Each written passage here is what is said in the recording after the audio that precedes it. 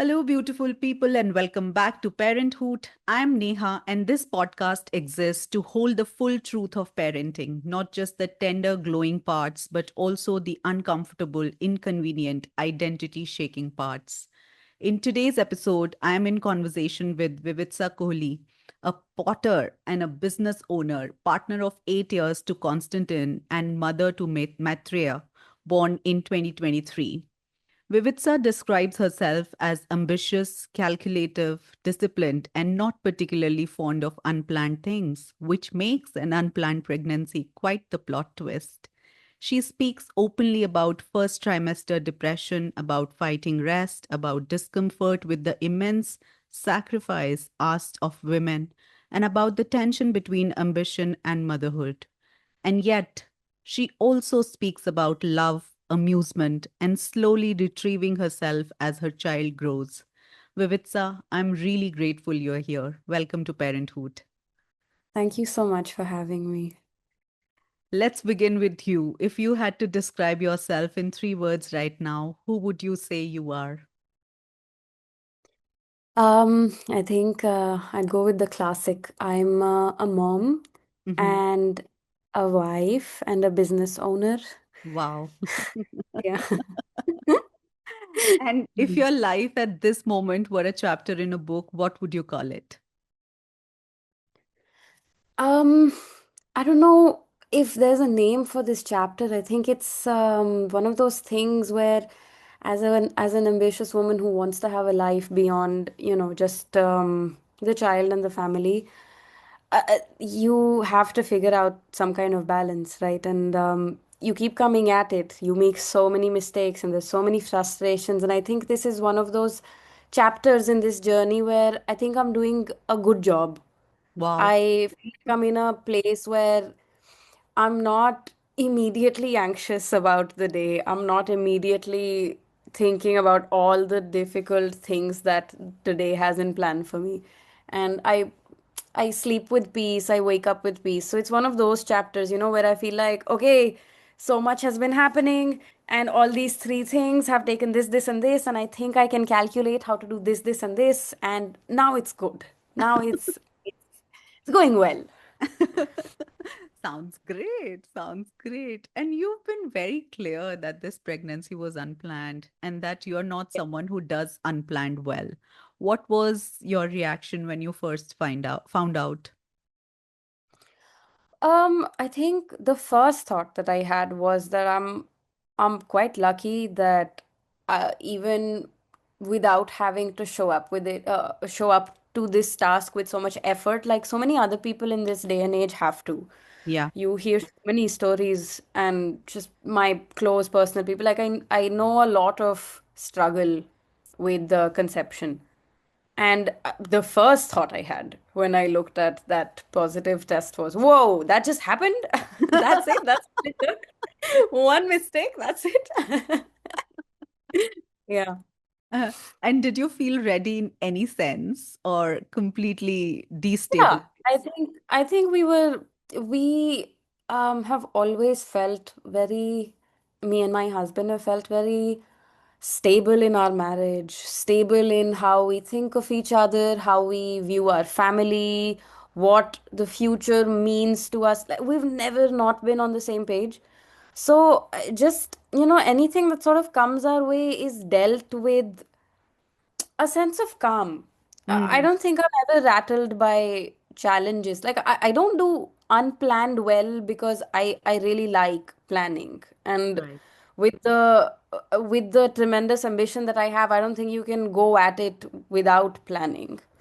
Yeah. So like pretty early on, I was like, okay, I can just figure this out. I can just schedule this, this, and this, and it's just been a way of life. Yeah. But I would want to say that I don't think I can't do unplanned well Mm, anymore because of mm, also the business. It teaches you so many things about this broke, that died, this amount of money gone down the drain. Like so much of that happens that you start growing the experience of how to do unplanned well, no? yeah. So I think when the unplanned pregnancy happened, it was among all these other things that were also very unplanned and just sort of dropped on my lap. And I think since my child has been born, I've gotten way better at being all of these things: wife, mom, businesswoman. I actually wouldn't use those words. I wouldn't say that I felt trapped in my body. You know how your body doesn't work for you anymore when it's Yeah. pregnant? Yeah. It constantly does things that sabotage you yourself. Like Yeah. it's making a child, and that's its primary job. And it's hardly keeping you alive in any like satisfying manner. Yeah. And I think my first trimester was very much that. Like the doctors kept trying to explain it to me that this amount of fatigue is happening because it's making all the foundations for your child. So Yeah. this is the most important for his like blocks. And it made sense, but I don't think this is a feeling you can explain. I don't think this is explainable to someone who doesn't go through their body working against itself. Yeah. Like especially that conversation between what is asked of a woman. I just don't know how to explain it to my husband. You can say it in words. You can say that I'm dead. I can't move. I feel so sad that I can't move from my bed. But I don't know. How do you ever give them a glimpse into that life? Because definitely, like, I felt lucky that I could get pregnant easily, but I think I felt very uh, maybe thoughts of just, not unlucky to be a woman because we have to do this, but just I felt it was really unfair. There was a very deep sense of this is unfair, this is unequal. There is never going to be anything that this person can do that would, Balance the like, scale. Yeah. yeah, it doesn't make sense. Yeah. Yeah. Yeah. But how, that's such a can be a profound thought and also a debilitating thought, if you think about it in that way. How did you Yeah. cope up with that stage? Honestly, it went on for so long, the whole pregnancy and then the after. I think the entire time where mentally I struggled with the motherhood part of it all, this thought of it being unfair was a backdrop to everything. So I think it was, yes, profound and debilitating are two very, very appropriate words for how I felt. Profound in the way that it used to take up like some mental space in everything. It would be what I would talk about whenever somebody would want me to share my experience. I, I, I don't like to complain. I really try to hold my tongue when I want to say something bad about whatever is happening. But I didn't know how to process it. I would say it in as many words. I would say I feel like life is so unequal and there's nothing I can do about this. And I'm still processing this. I'm sure I will be able to look at it in a different light when I'm not struggling. But for now, I can't get over this. Like, it also makes you hate your husband a little bit. This is a very recorded sentiment. It happens to a lot of people where you can't get over that part. Yeah. Yeah. Did it make you angry at some point?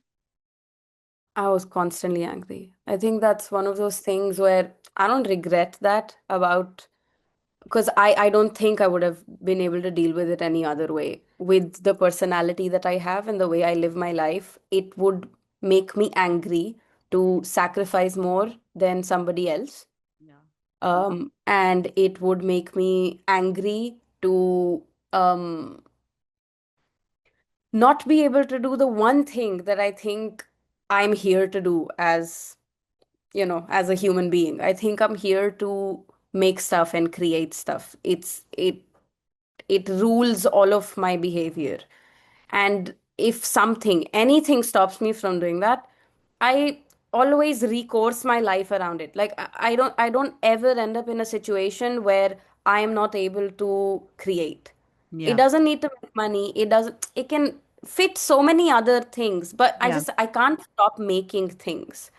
And the fact that there was some part of my life where that was forced upon me, it made me crazy angry. I don't think I've been angry like that. Like in this like deep sense of there's nothing you can do about this anger, you know? Yeah, yeah, yeah, yeah.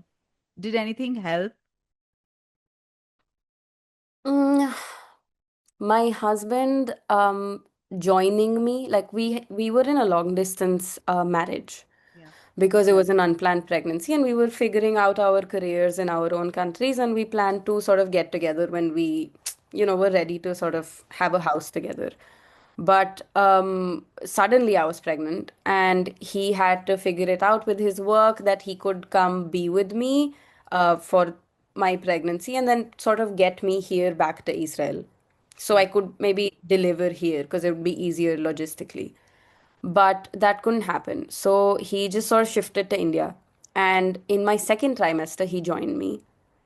So I think my first trimester was like, it was also worse because I was lonely yeah, and going through this thing that wasn't supposed to happen at that time.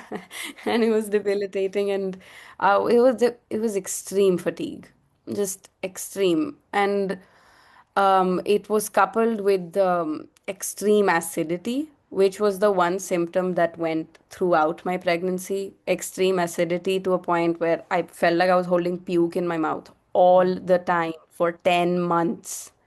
It Wow. was just something else. Like it made me a bitter and angry person because I always had puke in my mouth. I Yeah, don't know how to explain literally, that. literally. Yeah, Yeah. yeah, And something that I really do remember was that everybody who would meet you in this phase of life has all these things to say about, oh, really enjoy this. Oh, be happy. It's gonna affect your child. Be happy. Think good thoughts. And I'm like, I don't know how to explain this. I have puke in my mouth all the time. I don't know how to think good thoughts right now. yeah. I'm not angry at you for saying this to me. I wasn't angry at anybody for telling me this like very normal thing to say to a pregnant woman. But I just there have been so many different types of pregnancies, Yeah. and men have seen their women going through really bad pregnancies. So, some uncles wouldn't say stuff like that to me. But some uncles really thought that they must tell me that I must think happy thoughts. And oh yeah, one that always got me was talk to your child. I never knew how to talk to my child. Yeah, I'm not that type of mom. I Yeah. wasn't able to Yeah. handle. Now I talk to my child all the time, but Yeah. I was so afraid that I wasn't doing something right because Yeah, I just couldn't definitely. get it out of me. And Definitely. yeah, All these ways that people tell you to sort of deal with your pregnancy, and it's not that unsolicited, honestly. Like yeah, it's okay because some of these things are helpful to some people to hear, and just someone gives you some friendly advice and it does work. But for all the times that it doesn't work or it doesn't fit your life, it feels it makes you feel like you're missing something, yeah, like there's something wrong with you. It does make you feel like that. You're in this very vulnerable state, I think, where you're like, oh my God, I'm gonna be a mom. I don't know if I'm gonna do this right or that right. So yeah, you really get in your head about that. yeah, yeah. And talk to me about ambition. How do you reconcile your ambition with the slowing down that early motherhood demands? It's very interesting. I think that thing I was telling you where I recourse my life to make sure I can create. Yeah, So after the baby was born, there were like how you have to breastfeed them for a little while, yeah, like if you can, etc., etc., all of that, where those things there's like you have to, this is very important. So I would do all the very, very important things, but anything that I could slightly just sort of escape from, or have like ask my mother for help, ask my husband for help, ask anybody around who has any capacity to help, I would just blatantly just throw the child on them. Like I would say, I don't care, help me. I think that's one thing that really got me over this thing of like asking for help. I'm so not afraid to ask for help anymore, especially that whole thought of like, it feels so unequal. Yeah. That was really like that profound thing did cause this huge shift in me where, as women you don't ask for help, and then that thing, that unfairness of that pregnancy made me shamelessly ask for help. So there is no alternate for a mom, obviously, which is why all the important things I was constantly doing. But anything that can be dealt by anybody other than the mom was dealt by other people. And I really just, whatever time I could steal. I don't know any other mom who's been able to steal as much time um, with, like I didn't have to give him to daycare and I still sort of got time. So I don't know anybody who's, able to have such a supportive network. Like my husband's very, very supportive. Also, he's very blessed to have like a job in high tech where they, a lot of times they get to make their own rules and they have their own timetables. And so, yeah, he would really show up. And fortunately, also, everyone in my life considers my work as important as I do, which I think not a lot of people have this situation. I don't think people respect the mom's job as much, Yeah. so people really listen to me when I say that, okay, I can't do this, I need 45 minutes, and this will fall apart if I don't get 45 minutes, so people will do whatever to give me that. Yeah. And I think that's how I've managed my ambition, because people have helped me sustain it. Yeah. Nobody at, like, I think I was the only person who would say, oh, but now I can't because I'm a mom. And everybody else would be like, no, you can, you can. We'll figure it out. It's okay. You can still do this thing. Of course, I've adapted my ambition to things. I've rolled, like I have been able to say that no, this is not what I can expect myself to do. I can do 40% of this. But at least I can. At least Yeah. that vision lives. Yeah. And just it's also the practice of things that, just someone not making you give up something altogether, I think Yeah. is a really big deal. Yeah. Yeah. Yeah.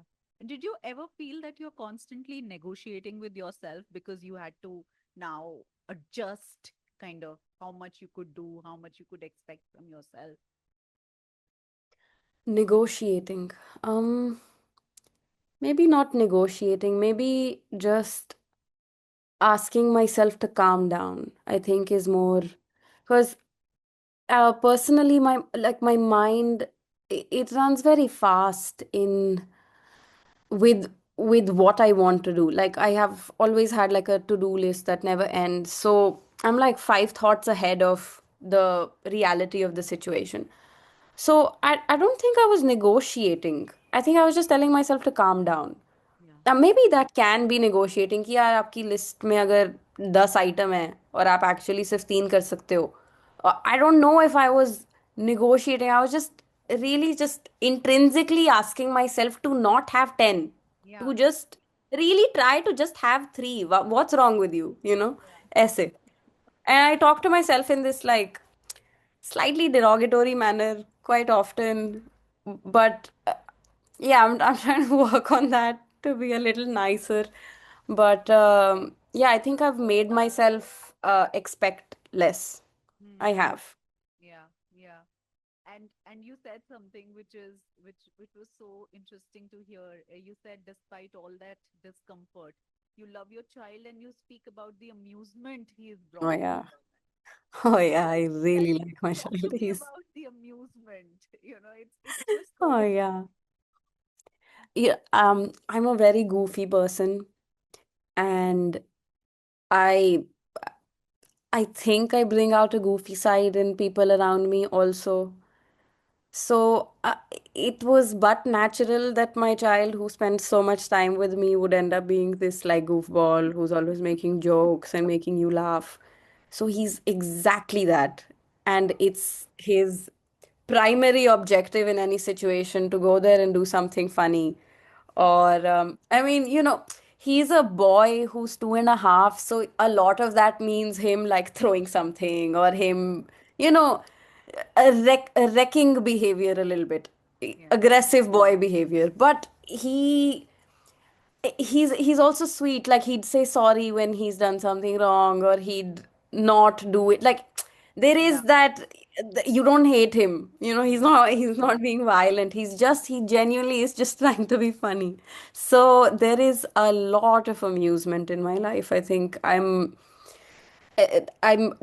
definitely at also that phase where the parenthood is feeling like, oh wow, there really is no alternate for the joy that you get from your child. Like, Yeah. I have reached that where the frustrations are now less than the joy that I'm getting from all of this.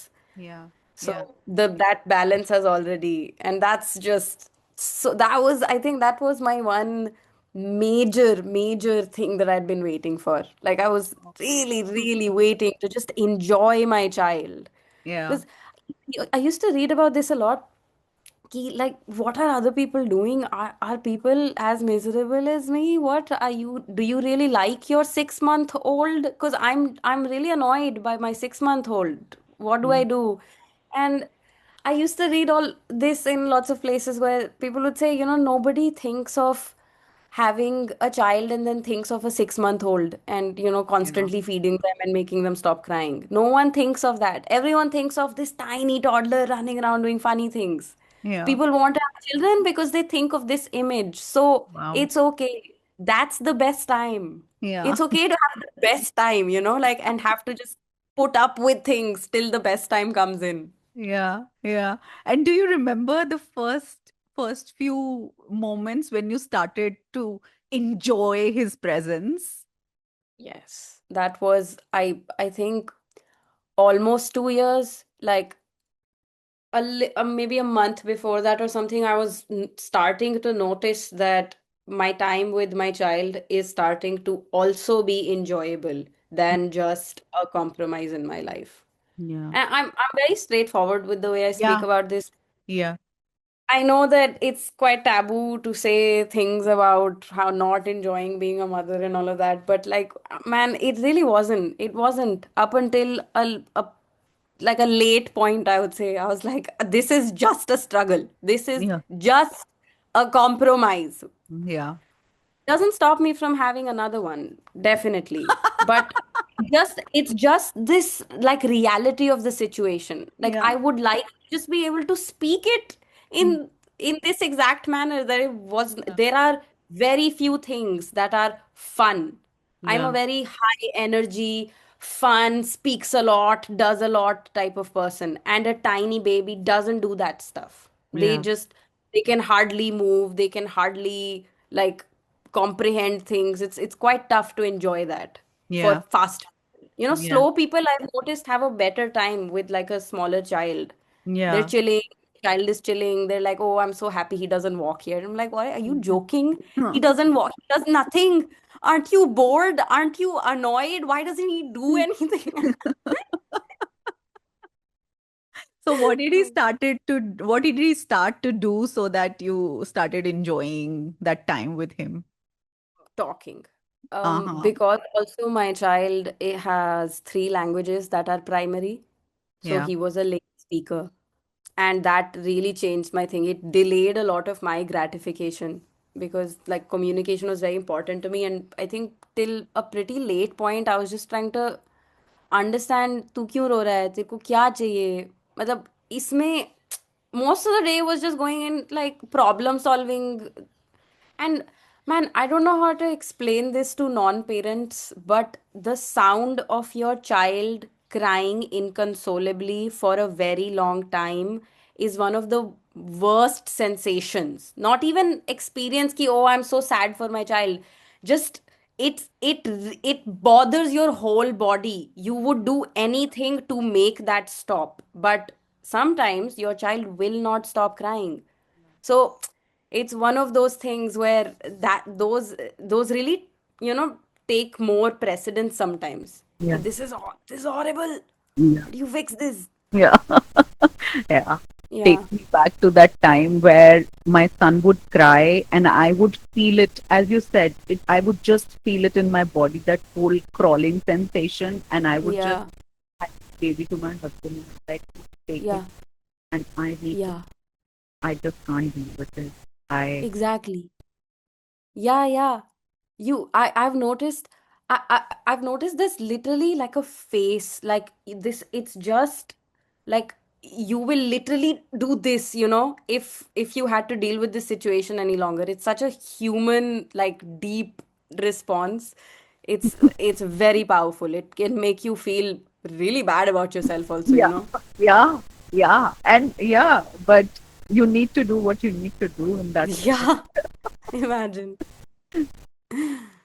And tell me about retrieving your personality. That really stayed with me. You said that when he started communicating, you started to retrieve your personality. What does that Yeah, mean? because he was doing the things that I want him to do, which is talk to me Yeah, and play with me.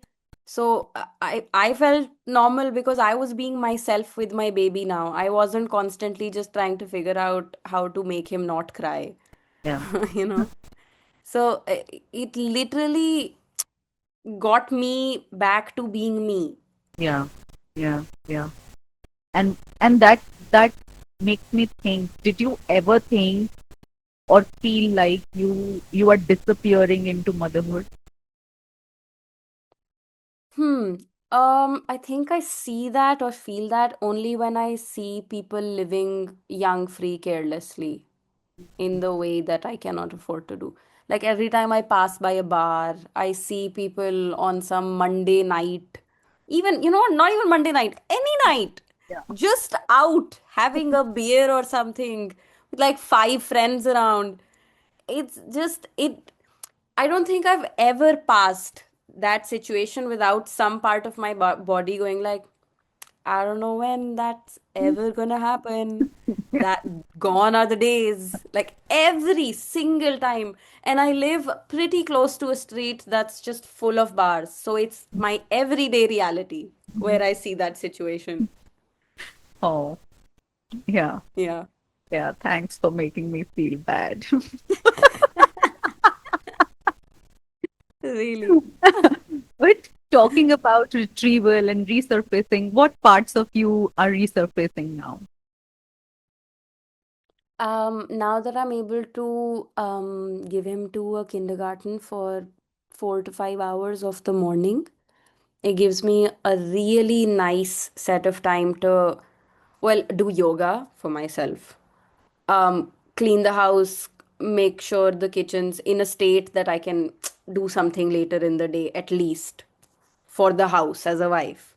Then, third is deal with my business, deal with my personal clay, whatever my personal project is. But there is enough time in this 4 to 5 hours where I'm able to significantly, like, do stuff in all of these Yeah, fields. yeah, And it I think this, it changes everything yeah, if you can get a few hours of the foundation of the day, the morning, mm, to yourself, where you can not be a mom.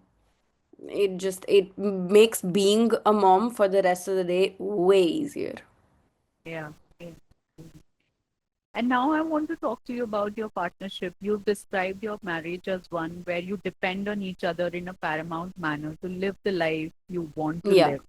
What does yeah. that dependence look like in practice? Hmm.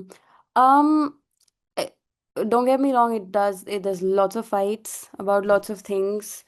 Um, uh, I don't think people know that with equal partnership comes more fights, because when you have equal control over things and you have equal say over how something should be done, there's lots of democracy about, nahi, I think this way because I was brought up this way, and then because this, there's like all these things that were just, the dad deals with this, the mom deals with this.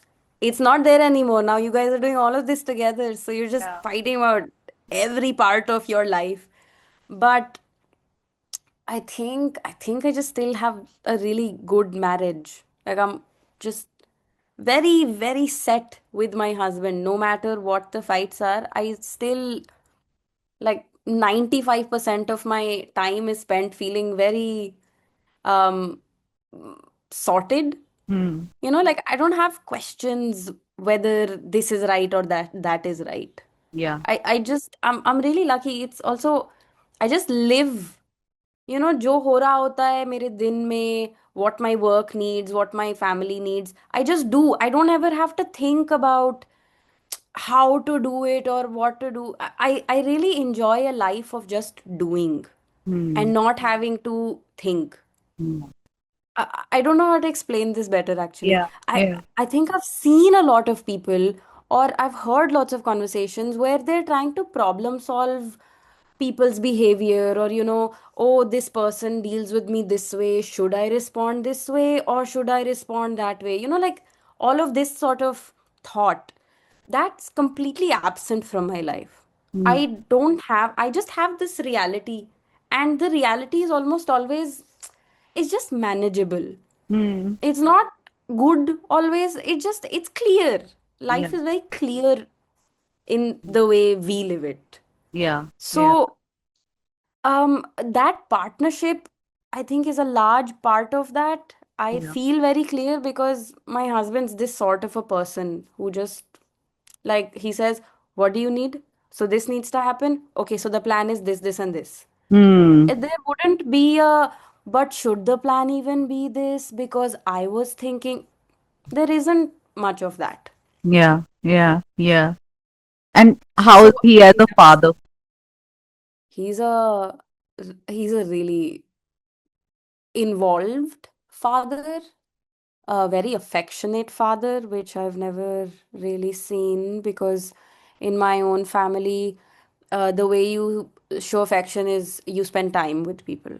Yeah. There's no like physical, bodily type of affection. So just the fact that he, holds the child a lot, or like hugs him a lot, or spends a lot of time rolling around, or, just that is new. And it's also fun to look at, to just see that there's this like comfort, like there isn't that. My husband's also not very like macho, or he's very just not fluid, just he's softer, he's nice, he's easy to be around that way. Yeah. It doesn't come with this sense of ye galat hai, ye sahi hai. Hmm. Very just flows.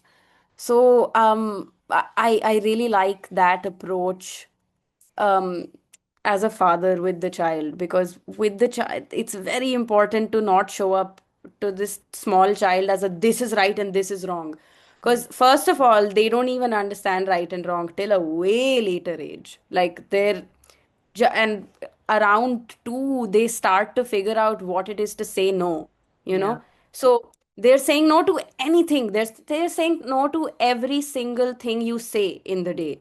Yeah. So what my child thinks that's bad, is he Hmm. saying no because no, it's not bad. He doesn't understand anything right now. So it can really piss people off sometimes. Yeah. When you're like, no, you have to wash your hands. You just played in this absolutely disgusting pile of shit. And the child says no, and then he runs away, and then he does this. He puts so an angry father, a father can get really angry at things like that, Yeah. but my husband mostly doesn't, like, comes to it calmly. Yeah. Yeah. Yeah. And tell me, how do you protect each other's dreams while also raising a child? Oh yeah, that's a very important thing, I think, in our household, because both him and I are very ambitious with what we want to do in our lives and how we want our work to be. And I don't think we're very ambitious with our like family or something, but it's a foundation for both him and I that families just spend time together. We Yeah. eat together, we do this together, we watch things together, we have to share opinions on things. So all of that sort of comes naturally.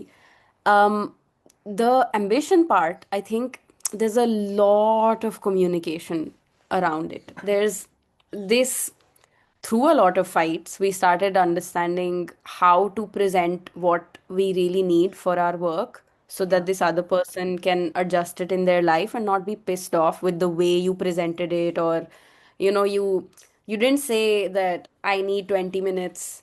You said I've been doing this for 7 hours. I'm so, like figuring out how to not just complain and ask for things instead of Yeah.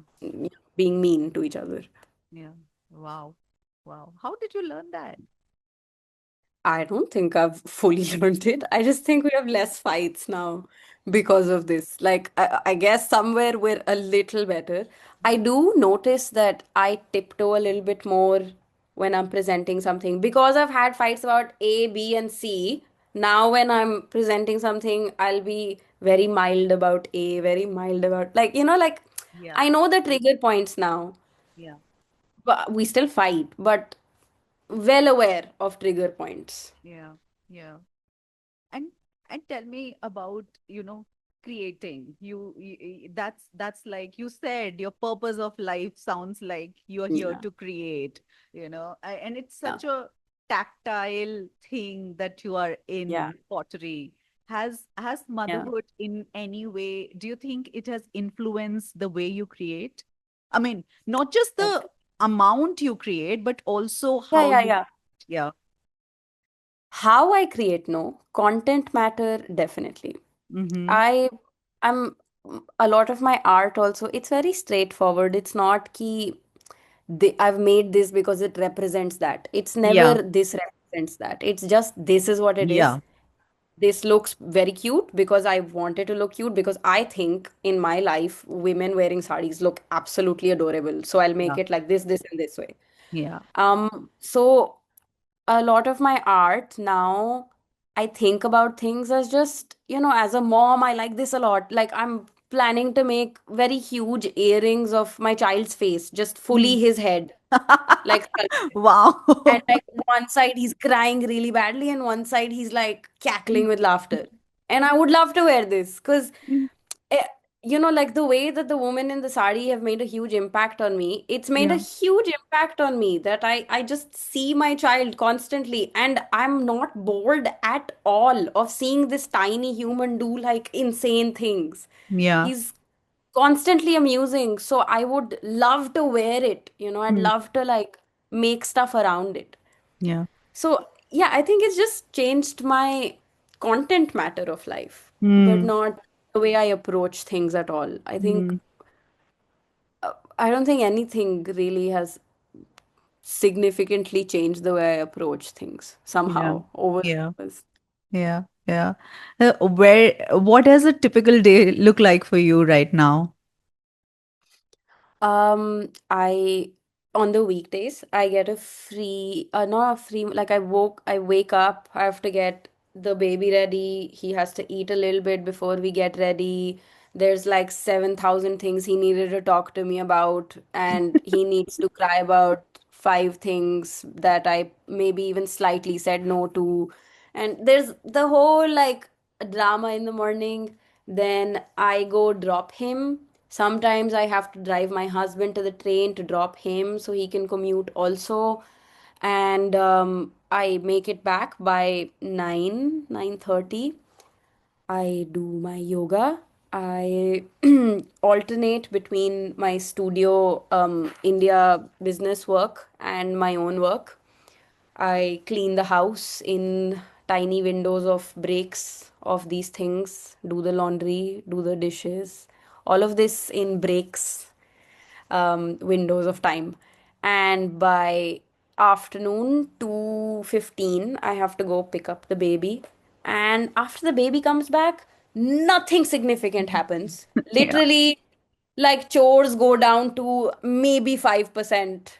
And और everything is about अब उसने ये फेंक दिया, अब हमने ये खोल दिया, अब हम ये कर रहे हैं, अब हम so yeah, the moment he's back, it's just him exploring life and me assisting him do it. Wow. I love that. Wow. Yeah, yeah, Yeah. it's been a hack, I think. Yeah. Yeah, yeah. And where do you feel most stretched in your day, and where do you feel most yourself?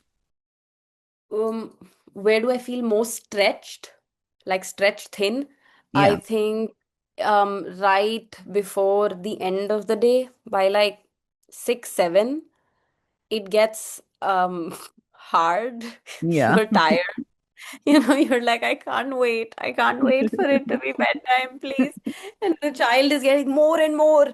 Oh my God. And I have to do this. And because I think they start understanding that since we have to go to bed, so I have to do a lot more Yeah. before bed. I don't know why they keep reaching peak energy around the time that you're dying. Yeah. So that's every day. Yeah. And yeah, and I'm stretched thin then because most of the times my husband's not back from work by that time. And I'm happiest, I think, during the morning when I'm on my own. Yeah. And do you allow yourself rest now, or is that still a battle? I think I allow myself on the weekends. uh, Usually, before I was able to send him to the kindergarten, it would be that the weekends are the only time that my husband isn't working, so can he look at the baby and be primarily around, and I can do my own thing. So there was zero rest in life that time. And you know how the parent thing is, most life feels like it's zero rest somehow. But now I think with this new system, at least on the weekend, like some chunk of the day you're able to sit on the bed a bit more. Some chunk of the day you can, like while the baby's playing, you're just lying on the floor or something. But again, it's really rest with a child around doesn't look anything like rest the way we know it works, right? Like it doesn't feel until the baby is fully taken away from you, and then someone's asking you like, "Oh, do you want to rest?" And that I would call traditional rest, which I don't really get a lot of because the baby's mostly always around.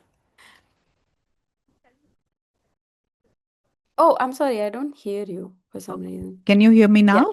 Okay. yeah, perfect. I was asking if you could sit across from the version of you in that first trimester who was Mm, depressed, exhausted, fighting rest. What would you say yeah, to her now? I'd say nothing. Hmm. Really, there was nothing. I, I've tried to, as we all do, we look back at our difficult times in life and go like, oh, if I only knew this that time, or Yeah. like, for example, I had a really difficult time in college, and I wish I could go to my college self and be like, dude, it's fine, it's gonna be fine, you're gonna do so well after or before or whatever, it doesn't matter. It's just college, it doesn't matter.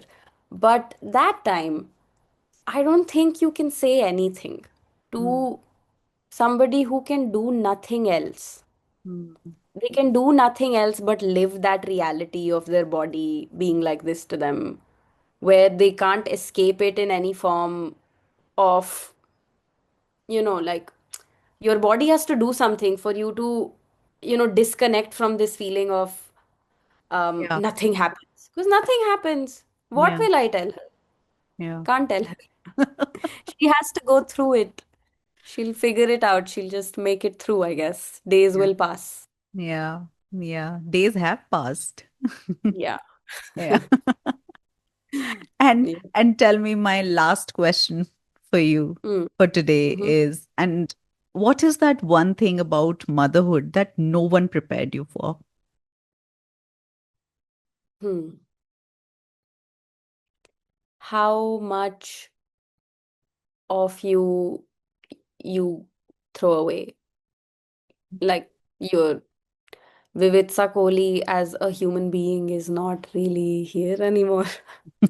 It's Vivitsa Kohli, the mom, who Yeah. tries to do other things also. Yeah. It's that. Yeah. Yeah.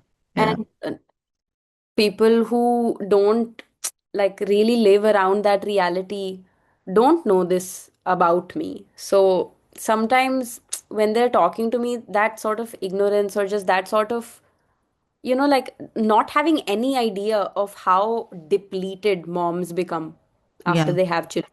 you know, that shows through. I wish this was a bit more of a conversation ki moms just give up, bro. Yeah. They give up their selves and lives. They have to. Yeah. Unless they're gonna be straight up bad moms. Yeah. Yeah. Unless they can be like, yeah, I'm gonna give my child away for 8 hours of the day and they'll figure it out. Like, Yeah. unless, you're doing that, you're giving up Yeah. yourself. Yeah. Yeah. Yeah. Yeah. And also, have you ever felt that you also didn't understand moms before you were a mom? Yeah, because they say this, like it's not like my mom didn't say that, you won't really be able to do anything. Um, Mom never complained about like, oh, I gave up this or that. She's never said something like this to me. She's never had this in her disposition also. She's never been angry at her children for things like that.